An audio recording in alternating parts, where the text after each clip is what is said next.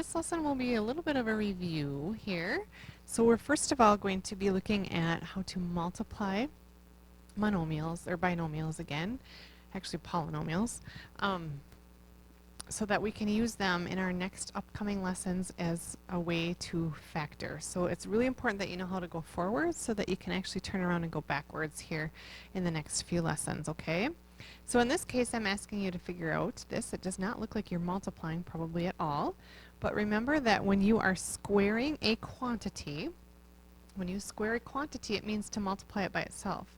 So what this really means is to take 5x minus 3y and multiply it by itself, which is 5x minus 3y. Okay?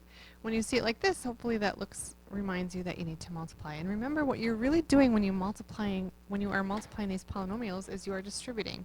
So I'm going to start by doing the first term. Notice the two fronts, 5x times 5x. I'm going to multiply those, and of course when I do that, I will get 25x squared. You're going to add the exponents, 1 and 1 right here make 2.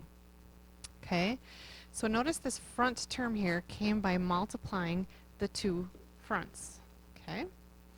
Then I'm going to keep distributing, and I'm going to do the outsides, and the 5x times negative 3y would be negative 15xy.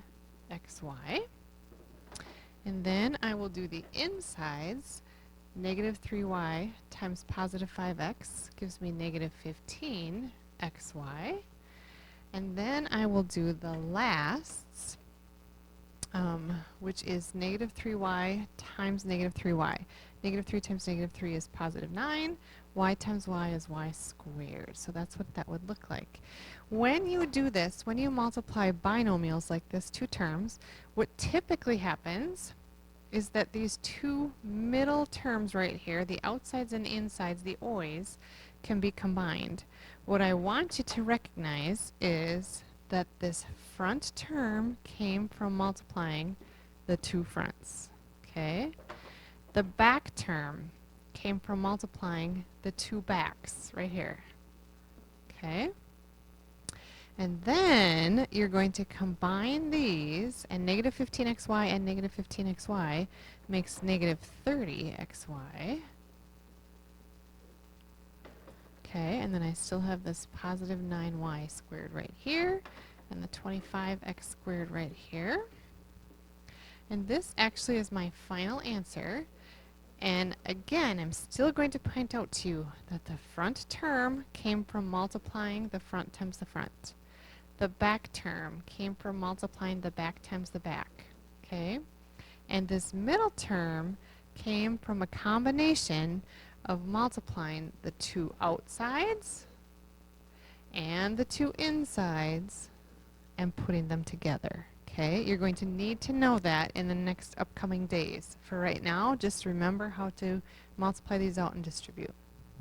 Here's another one. Okay, so here's what happens. I'm going to start with the front times the front. 3x squared times 5x to the 5th. 3 times 5 is 15. X squared times x to the 5th is x to the 7th. Okay, that's my first. My outside, 3x squared times negative 3 is negative 9x squared. My insides, now I've distributed that first term all the way through my parentheses. Now I'm going to take the second term and distribute it. So 4y times 5x to the 5th, 4 times 5 is 20. And then I'm going to list these in alphabetical order, x to the 5th and then y. And now I'm going to take that second term and distribute it through here. So 4y times negative 3 is negative 12y. In this case, again, this front term came from multiplying the two fronts together.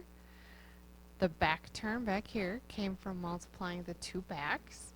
And these two things came from doing the outside and the inside put together. In this case, they can't be combined. They often can, but in this case, they cannot be combined. And this is all that I can do. Okay, so this is it right here. And this is, now I'm not doing binomials, I'm doing polynomials, so I'm just going to distribute. So here we go. 2x squared times 3x to the 3rd. 2 times 3 is 6. X squared times x to the third would be x to the 2 plus 3, which is x to the 5th. 2x squared times negative 2x squared is negative 4. X to the 2 plus 2 is 4. 2x squared times 7 would be 14x squared. Okay, so I've distributed the 2x squared all the way through. Now I'm going to go and I'm going to distribute the negative 5 through. So negative 5 times 3x cubed is negative 15x cubed. Negative 5 times negative 2x squared is positive 10x squared. Negative 5 times 7 is negative 35. And then what you want to do is you want to look for like terms that you can combine, starting with the biggest exponents. My biggest exponent is an x to the 5th power, so I have 6x to the 5th. And then my next biggest exponent is this negative 4x to the 4th. And then my next biggest exponent is this negative 15x to the 3rd. And then I have 14x squared and 10x squared, so that makes 24x squared, and then minus 35. Okay? And that is what I get when I do that. Okay, so that was just a quick review of that. And now this is just a quick review again of factoring things out. So in this case, I'm looking for the biggest number that goes into 15, 12, and 24. And the biggest number that goes into all three of those would be 3. So I'm going to pull out a 3. Then I'm going to look at my x's, and I'm going to see that each term, this one has 6 x's, 1 x, and 4 x's, because there's a little 1 right there. So they all have at least 1 x, so I'm going to use one of those x's out of each term. Then if I look at my y's, I have y squared, y cubed, y to the 4th. They all have at least 2 y's, so I will use 2 of those and pull them out in front, because that's what they have in common. And now I'm going to go back, and I'm going to figure out 3xy squared. So 3 times what makes 15? That's a 5. I had 6 x's right here, but I used one of them when I pulled them out in front, so now I only have 5 left. I have 2 y's right here. I used both of them when I pulled those 2 out, so I actually don't have any y's left. Okay. Now I'm going to go 3xy squared times what gives me this term. So 3 times a positive 4 gives me a positive 12. I had 1x right here, and I used it when I pulled it out in front. I had 3 y's right here, but I pulled 2 of them out in front, so I only have 1 left. Okay. And then I'm going to figure out 3xy squared times what gives me negative 24 x to the 4th, y to the 4th. So 3 times negative 8 gives me negative 24. And then I had 4 x's right here, but I pulled 1 out, so I only have 3 left. And I have 4 y's right here, but I pulled 2 out, so I only have 2 left. Okay, and that's how that goes. And one more of those really quick. I'm looking for the biggest number that goes into 21, 14, and 7. And of course, the biggest number that goes into all of those is 7. When I look at my x's, I have 6 here, 4 here, and 4 here. So they all have at least an x to the 4th power. When I look at my y's, I have y squared, y cubed, and no y's right here. So they don't all have at least some y's to pull out. So I can't pull any y's out of there. Okay? So here we go. That's all I can factor out. And I'm going to go 7x to the 4th times what gives me 21x to the 6th y squared. So 7 times 3 gives me 21. I had 6 x's right here, but I pulled 4 of them out in front, so now I only have 2 left. I have 2 y's right here, and I didn't pull any out in front, so they're all still there. Okay. Then I want to figure out 7x to the 4th times what gives me 14x to the 4th, y to the 3rd.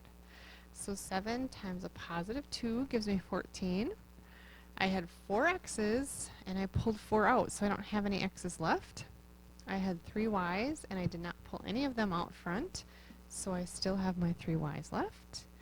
And then I need to figure out 7x to the 4th times what gives me this term right here. Okay, so 7x to the 4th times negative 1. 7 times negative 1 gives me negative 7. I had 4 x's right here, but I pulled them all out in front, so I don't have any left. And that should be my answer.